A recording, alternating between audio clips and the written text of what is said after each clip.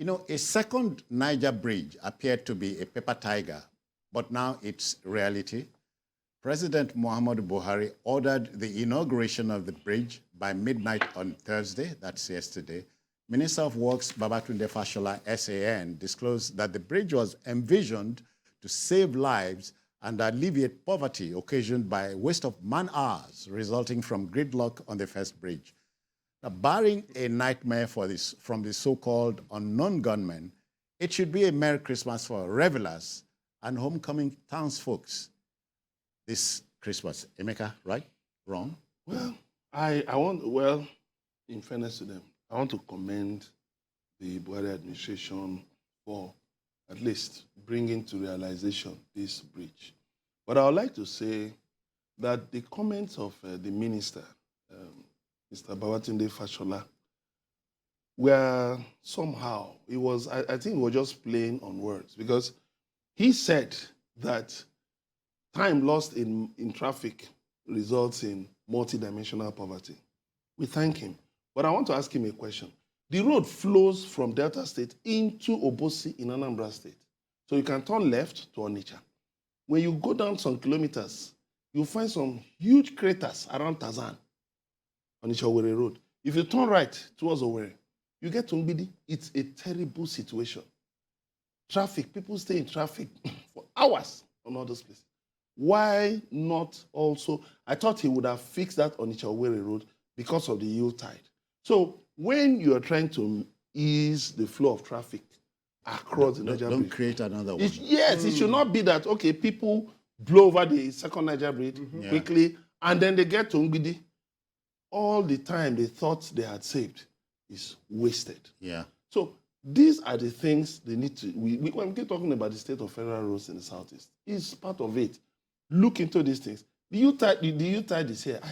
I was disappointed that nothing was done to at least make this, even if it's palliative action on these federal roads. Yeah, yeah.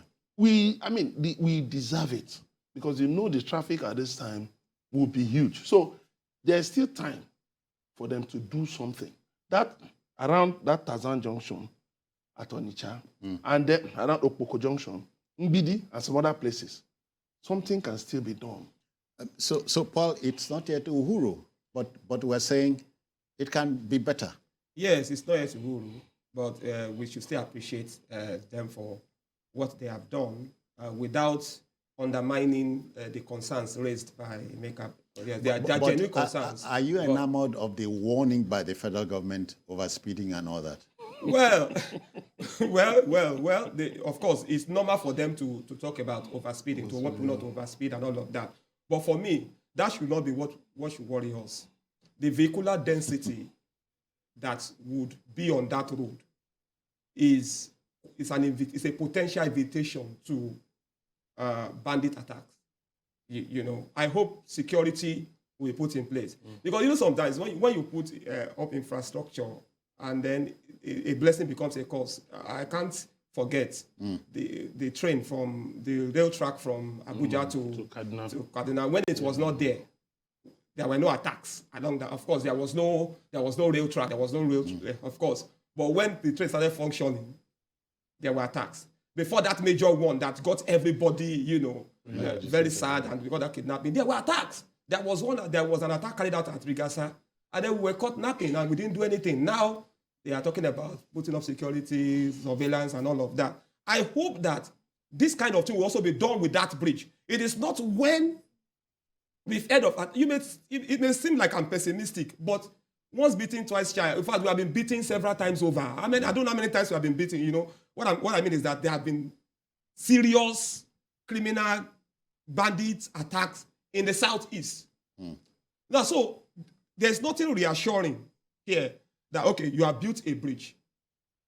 Has that stopped, would that automatically stop unknown gunmen, so-called unknown gunmen, from operating?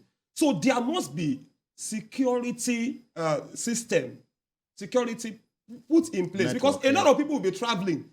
Many people will abandon the old Niger Bridge. No, they can't, because the way it is, the old bridge runs into Onitsha. The new bridge is outside Onitsha. It runs into Obosi.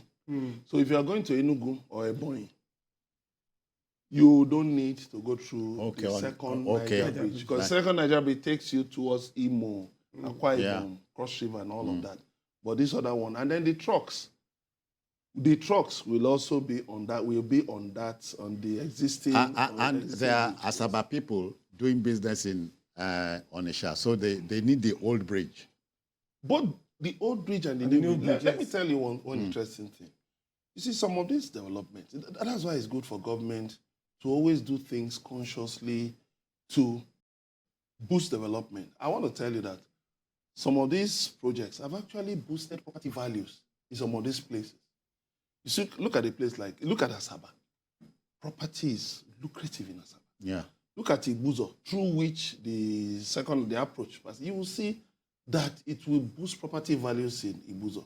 And going into Obosi too, it will, all those areas. But you see, government Obosi, Atani and all that. All those, Ogbaro and the rest of them. But there is something people have been talking about, the height of the bridge, that it might affect it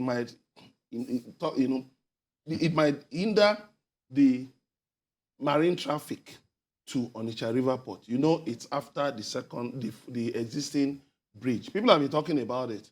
Well, but I do know that the MD of the National Inland Waterways Authority, Chief George Magalu, who is also from Anambra State, has been trying to get that Onitsha River Port working.